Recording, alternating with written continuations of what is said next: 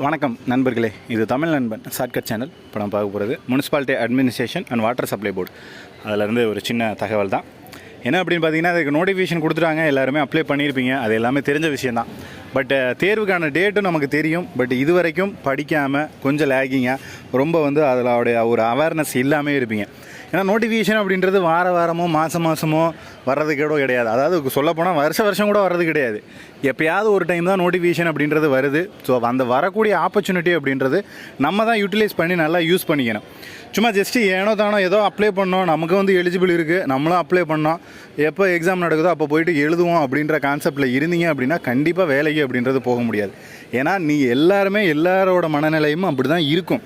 But அது இயற்கை தான், நம்ம ஒன்றும் சொல்ல முடியாது, நம்ம ஒன்றும் பண்ண முடியாது, அது எல்லாருக்கும் அப்படி தான் இருக்கும். பட் அதிலேருந்து கொஞ்சம் வெளியில் நம்ம படிக்க ஸ்டார்ட் பண்ணணும் அப்படின்னா கண்டிப்பாக நம்ம லைஃப் அப்படின்றது சேஞ்ச் ஆகும். நம்மளோட லைஃப்ன்றது இல்லை, நம்மளோட பரம்பரையை குழந்தைங்க முதற்கொண்டு எல்லாருமே சுற்றி இருக்கிறவங்க சொந்தக்காரங்க முதற்கொண்டு எல்லாருக்குமே அது ரொம்ப பெரிய பெனிஃபிட் அப்படின்றத கொடுக்கும்.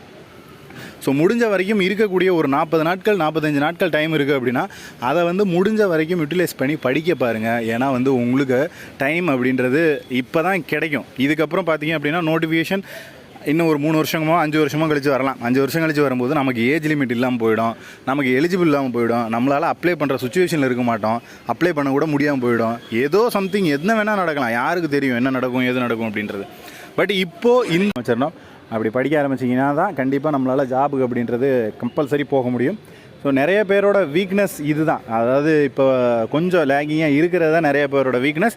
அதை உங்களுக்கு அதை ஸ்ட்ராங்காக பண்ணிக்கிங்க. ஏன்னா நிறைய பேர் படிக்காமல் இருப்பாங்க, அதை நீங்கள் யூஸ் பண்ணி படிக்க ஆரம்பிச்சிங்கன்னா அதுதான் உங்களுக்கு ஸ்ட்ராங். ஏன்னா இப்போ எல்லாருமே இப்போ டிகிரி படிச்சுட்டோ டிப்ளமோ படிச்சுட்டோ தான் கண்டிப்பாக இந்த எக்ஸாம் எழுத போகிறாங்க. இப்போ டிகிரி படித்தவங்களுக்கு அந்த சப்ஜெக்ட் பற்றின நாலேஜ் இருக்குமா அப்படின்னா கிடையாது. கண்டிப்பாக நம்ம இப்போ இந்த 45 நாளில் நம்ம சப்ஜெக்ட் நாலேஜ் வளர்த்துக்கணுன்னா கூட கம்பல்சரி வளர்த்துக்க முடியும். ஏன்னா நம்ம படித்த ஒரு சப்ஜெக்ட் தான், நமக்கு தெரிஞ்ச ஒரு சப்ஜெக்ட் தான். அப்படிங்கிறப்போ ஓரளவுக்கு நம்ம அதில் கொஞ்சம் நாலேஜபிள் பர்சனாக இருந்து போய் தேர்வை எழுதணும் அப்படின்னா கண்டிப்பாக நமக்கு கிடைக்கும். ஏன்னா இங்கே ஒரு தியரியை உட்காந்து அப்படியே பாராகிராஃபாக எழுத போகிறதெல்லாம் கிடையாது. ஜஸ்ட்டு படிக்க போகிறோம், அதுக்கு 4 ஆப்ஷன் கொடுத்துருக்க போகிறாங்க, கொஷின் இருக்க போது அதுக்கு 4 ஆப்ஷன் இருக்க போது அந்த 4 ஆப்ஷனில் ஏதாவது ஒன்று நமக்கு சரியாக தோணும், அந்த தோன்றதை நம்ம கிளிக் பண்ண போகிறோம், அவ்வளோதானே தவிர இங்கே ஒன்று பேராகிராஃபாக எழுதுனா தான் நமக்கு கஷ்டப்பட்டு ரொம்ப மனப்பாடம் பண்ணி படித்து போய் எழுதணும் அப்படின்றது.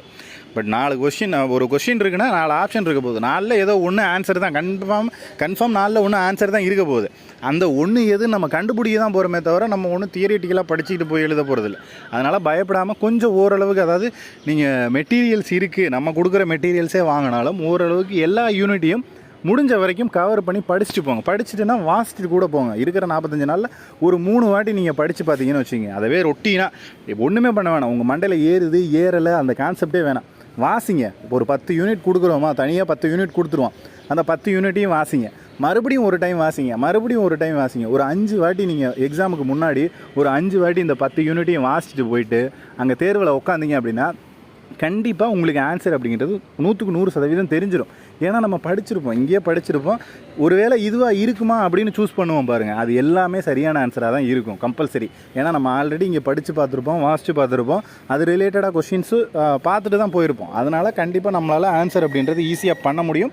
அதுக்கு தான் சொல்கிறோம், மெட்டீரியல்ஸ் வாங்கிட்டு முடிஞ்ச வரைக்கும் 45 நாளில் நீங்கள் மொட்டை மனப்பாடம் கூட பண்ண தேவையில்ல, ஒரு முறை வாசித்து போங்க. ஒரு முறை இல்லை, ஒரு 5 முறையாவது வாசித்து பார்த்துட்டு அதை படித்து பார்த்துட்டு போய்ட்டு எக்ஸாம் எழுதுங்க. உங்களால் கண்டிப்பாக ஈஸியாக வின் பண்ண முடியும், சாதிக்க முடியும் அப்படின்றதையும் தெரிஞ்சுங்க. அதே போல் ஜிஎஸ்லேயும் எல்லா டாபிக்ஸும் கவர் பண்ணி மெட்டீரியல் அப்படின்றது ப்ரொவைட் பண்ணுறோம். ஸோ ஜிஎஸ்ஸையும் ஒரு டைம் படித்து பார்த்தீங்க. தமிழ் தொட வேணாம், ஏன்னா நம்ம தமிழ்நாட்டில் தான் பிறந்தோம், ஸ்கூலில் தமிழ் தான் படித்தோம். அதனால் தமிழில் ரொம்ப டஃப்பான கேள்விகள் கேட்க மாட்டாங்க, ரொம்ப பேசிக்கான கேள்விகள் தான் வரும். அதில் பாஸ் மார்க் மட்டும் எடுத்தால் போதும். நீங்கள் பாஸ் மார்க்குக்கு மேலே 1 மார்க் வாங்கினாலும் அது யூஸே கிடையாது உங்களுக்கு. அதனால் பாஸ் மார்க்கு ஜஸ்ட்டு நார்மலாக படிச்சுட்டு பார்த்துட்டு போனீங்கனாலும் அதுக்கும் நம்ம மெட்டீரியல் கொடுத்துருவோம். இருந்தாலும் அதை ரொம்ப ஃபோக்கஸ் பண்ணி படிக்க வேணாம் அப்படின்னு நம்ம சொல்ல வரோம். முடிஞ்ச வரைக்கும் உங்களோட சப்ஜெக்ட் பேப்பரையும் ஜிஎஸ் பேப்பரையும் பாருங்கள். 450ல் மினிமம் 400 மார்க்கு மேலே ஈஸியாக எடுக்க முடியும், ஸ்கோர் பண்ண முடியும். இந்த 45 நாளில் நம்ம எந்த மெத்தட் சொல்கிறோமோ அந்த மெத்தடை ஃபாலோ பண்ணிங்கனாலே போதும், உங்களால் ஈஸியாக நல்லா ஸ்கோர் பண்ண முடியும் அப்படின்றத தெரிஞ்சுங்க. இதில் வேறு ஏதேனும் சந்தேகங்கள் இருந்துச்சு அப்படின்னா கீழே கமெண்ட் பண்ணுங்கள். நெக்ஸ்ட் அடுத்த வீடியோவில் பார்க்கலாம். தேங்க்யூ.